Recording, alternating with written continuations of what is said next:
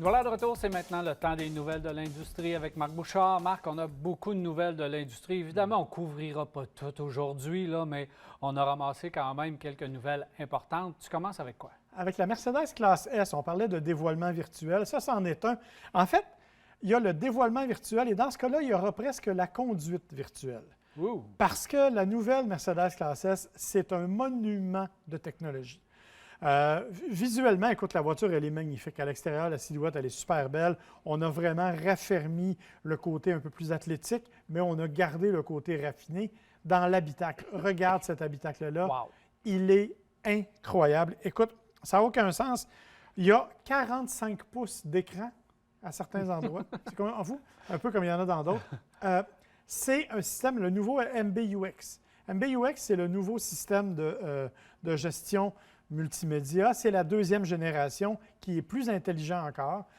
Donc, qui te donne, par exemple, un affichage tête haute avec réalité augmentée. Ça veut dire que c'est un grand affichage. On parle de 12 pouces d'écran. Donc, tu vas voir exactement là, en superposition avec le chemin à suivre, les flèches qui vont t'indiquer où aller, dans quelle direction. Les phares, on a un système Digital Light qui est aussi capable de te faire des flèches le cas échéant. Je ne sais pas si ça va s'appliquer chez nous, mais en tout cas, c'est une affichation disponible. C'est totalement technologique. Tout est incroyable. On a un système qui s'appelle le E-Body Active Control. C'est un système incroyable au niveau de la qualité de la conduite. On dit qu'il tâte le sol, si tu veux, jusqu'à 1000 fois par seconde pour être en mesure d'adapter les suspensions. Ça, c'est une chose. Mais on a fait la chose plus loin. On l'a amené du côté de la sécurité. Et avec différents capteurs où la voiture détecte que tu vas, par exemple, être victime d'une collision latérale, bien, le e-body control peut lever le châssis jusqu'à 8 cm pour que la voiture qui te rentre dedans passe en dessous des passagers au lieu d'arriver dans le côté. Donc, ça va très, très, très loin. On a aussi, question sécurité, on a mis un coussin gonflable dans le dossier du siège avant pour les passagers arrière. Ça a l'air non, mais c'est une première dans ce genre de segment-là, donc c'est incroyable. On parle de technologie, écoute, toutes les reconnaissances vocales, faciales. Tu t'assois dans la voiture te reconnaît, crée ta propre ambiance, va mettre ta propre température et tout, et elle le fait pour tous les passagers. Donc, ça veut dire que même assis à l'arrière, tu peux commander vocalement ou par reconnaissance, par exemple, que ton système se mette à te masser avec un des 10 éléments de massage disponibles. Bref, c'est total au niveau de la technologie. Au niveau de la motorisation, bien écoute, on a pour le moment plusieurs versions. 6 cylindres en ligne de 429 chevaux, ce qui est quand même pas désagréable, et un 4 litres turbo de 496 chevaux. Et il y aura une version hybride qui va être disponible. Il y aura aussi une version électrique, mais on ne sait pas quand ça va arriver. On va attendre d'avoir le VUS pour commencer. C'est ça, là, puis ça on fait verra 3 ans après. qu'ils nous parlent de leur VUS, puis on ne l'a pas encore. Exactement. Et juste si jamais tu es un amateur de musique, sache qu'à l'intérieur de la classe S, il y a un système qui s'appelle Bowmaster qui compte 30 haut-parleurs. Ça fait que je pense que c'est plus que dans la salle de la Place des Arts. Et la ventilation compte 17 moteurs pour régler les différentes zones de climatologie. Tout ça à un prix qui vient avec le véhicule, bien sûr. Qu'on ne connaît pas encore, mais c'est peut-être une bonne nouvelle. Autre chose, mais on reste dans le luxe. Non, on tombe au contraire dans le, je te dirais, le plus extrême un peu, c'est Jeep. Jeep qui nous a aussi fait un dévoilement virtuel, mais il en a fait deux en fait.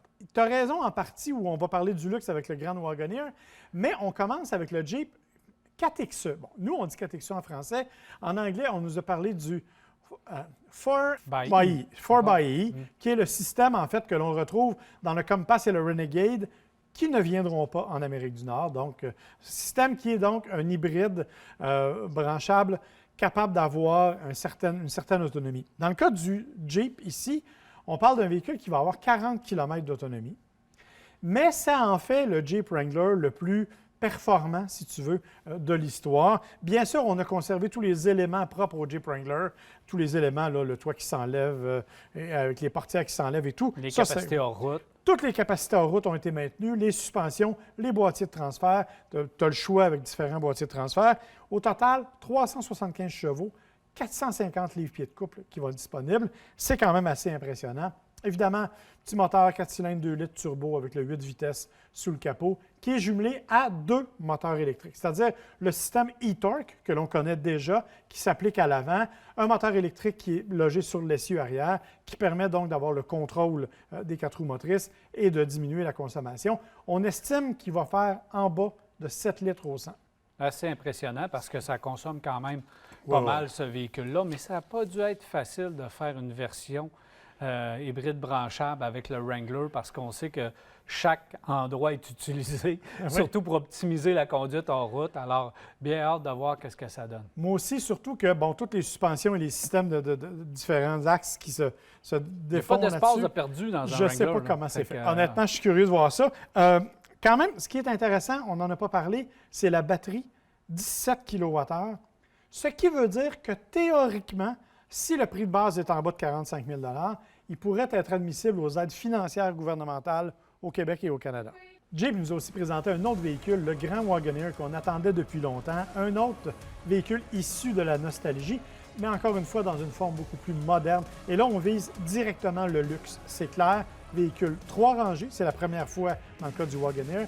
Si j'ai bien compris, ce sera une famille complète Wagoneer. Là, on a le Grand Wagoneer qui est le plus spectaculaire définitivement. Reprend certains éléments classiques, notamment les contours de fenêtres, mais dans l'ensemble, on a oublié les panneaux de bois. Ça m'a un peu déçu. Dans l'ensemble, c'est un véhicule qui est extrêmement luxueux. C'est un concept. On ne connaît pas nécessairement tous les détails au niveau de la motorisation. Il faut cependant voir l'intérieur. Regarde ça. Wow, on parlait de 40 quelques pouces d'écran dans le cas d'un autre véhicule. Lui aussi a 45 pouces d'écran, mais lui, c'est strictement pour les passagers. L'autre, ça incluait l'affichage tête haute. Les passagers peuvent même écouter la télé de leur côté. Le conducteur ne les voit pas. Bref, c'est vraiment, encore une fois, beaucoup de technologie. Un design vraiment spectaculaire. C'est Ralph Gilles, le designer montréalais, entre autres, qui a contribué à ça. Honnêtement, véhicule dont la production devrait commencer au milieu de l'année 2021. Donc, évidemment, on va avoir l'occasion d'en reparler. Spectaculaire, très réussi. J'ai hâte de voir qu'est-ce que ça va être le rendu final. Moi aussi. La grille avant fait un petit peu Lincoln, je dois te dire, mais c'est quand même super beau. Là. Je ne te dis pas que c'est laid, loin de là. Non. Si on rapidement continue, Venza, le Toyota Venza qui arrive, on a le prix, il commence. Écoute, on est quand même là dans un véhicule qui est de 38 à 47 000 $. Je te rappelle qu'il est totalement hybride. Et dans les autres qui arrivent aussi cette année, le Kia K5, la fameuse Optima, en fait, qui elle aussi fait son entrée là, chez nous. Elle est absolument superbe. Moi, je la trouve magnifique. Elle est tout à fait belle. Ah oui, vraiment belle. Et dans la série des dévoilements dont il faut parler, il y a eu Hyundai qui nous a dit le nouveau Kona, nouveau look, nouveau style. Comme on voit, il est vraiment plus raffiné. Il a l'air du Nexo. On ajoute le N-Line et non pas le N, donc il y aura un nouveau look esthétique. Mais celui qu'on attend, c'est le Hyundai Tucson qui va être dévoilé la semaine prochaine, en fait le 15 septembre. Et lui, regarde ça, c'est des éléments qu'on avait vus sur des concepts à Los Angeles. On appelle ça, écoute, le nouveau design...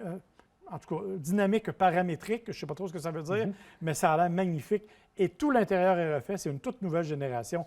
Et ça, il faut attendre un peu, mais honnêtement, c'est un véhicule qui va valoir l'attente, j'en suis persuadé. On va suivre ça de très près. Merci, Marc. Ça fait plaisir, mon cher. Alors voilà, on s'arrête et au retour, on répond à vos questions. Restez là.